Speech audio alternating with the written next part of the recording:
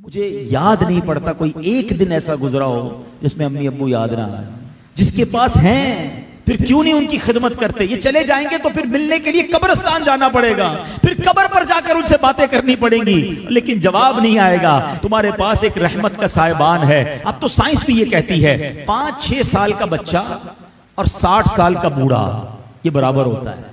ये जिंदगी का एक सर्कल है, बचपन से शुरू होता है, जवानी में जाता है और फिर वहां से 40 के बाद उम्र ढलना शुरू होती है। और बच्चा जिस तरह 6 साल का होता है ना, नॉर्मली 60 साल 65 साल का बंदा उसी तरह का हो जाता है। अब मुझे एक बात का जवाब दीजिए, 5 या 6 साल का बच्चा आपके घर में हो और वो कोई सवाल आपसे बार बार करे, आप नाराज होते हैं? क्योंकि हमें ये समझ आ गई है कि अभी 6 साल का है, इसका अंडरस्टैंडिंग लेवल कम है, इसकी लिस्टिंग पावर कम है, इसके दिमाग में अभी इतनी वुसअत नहीं है, बच्चा है इसलिए जिद कर रहा है। जिस दिन आप ये समझ गए कि 60 साल के बाद तकरीबन कमोबेश सुनना मुश्किल हो जाता है, समझना मुश्किल हो जाता है, जिद आ जाती है, फरमाइशें शुरू हो जाती हैं, अब आप इसको एंजॉय करें। अब इसमें चिड़चिड़ापन ना लाएं कि क्या अम्मी रोज बार बार एक ही बात करती हो, तुम्हें समझ तो कुछ आता नहीं, अब वो आपको सुनाई नहीं देता। अल्लाह अकबर, तुम उनसे इस तरह बात कर रहे हो जिन्होंने तुम्हें पाल पोस कर बड़ा किया। अल्लाह की कसम अब खिदमत का मौका आया है। हकीकत की बात बताऊं, खुश नसीब है वो औलाद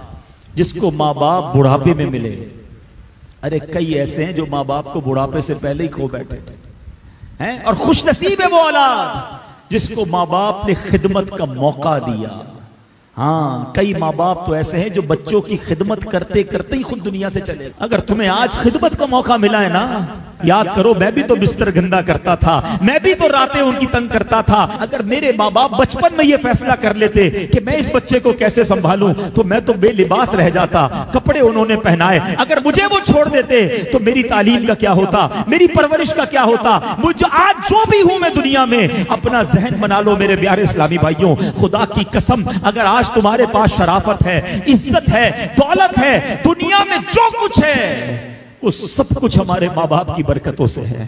हम कुछ भी ना होते अगर माँ बाप हमारा हाथ ना पकड़ते हैं। और आज बूढ़े माँ बाप बोझ लगते हैं, आज उनकी बीमारी बुरी लगती है। आज माँ बाप को बच्चा कह रहा है मैं रात को दवाई नहीं दिलाता, सुबह ले जाऊंगा। इसी बच्चे को आधी रात को इसका दोस्त फोन करे, यार मेरी मोटरसाइकिल खराब हो गई है, परेशान हो गया हूं। अरे तेरे लिए जान हाजिर, अभी आता हूं। दोस्त के लिए टाइम है तुम्हारे पास, माँ बाप के लिए टाइम नहीं है। वल्लाह मैं सही बताऊं, उन बच्चों के पैसों का नसीब जागा है कि जिन बच्चों के पैसे माँ बाप पर खर्च हो जाएं।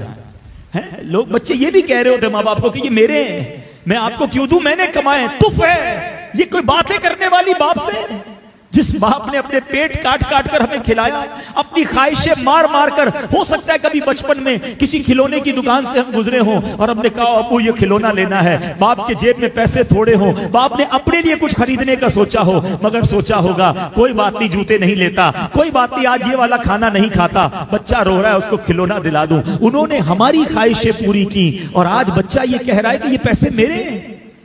यकीन करो तुम्हारे पैसों का नसीब जागा है अगर किसी तरह तुम्हारे माँ बाप पर तुम्हारे पैसे खर्च हो जाए। इससे अच्छा मेरे पैसों का इससे अच्छा मसरफ क्या है कि ये पैसा माँ बाप की खिदमत में खर्च हो जाए।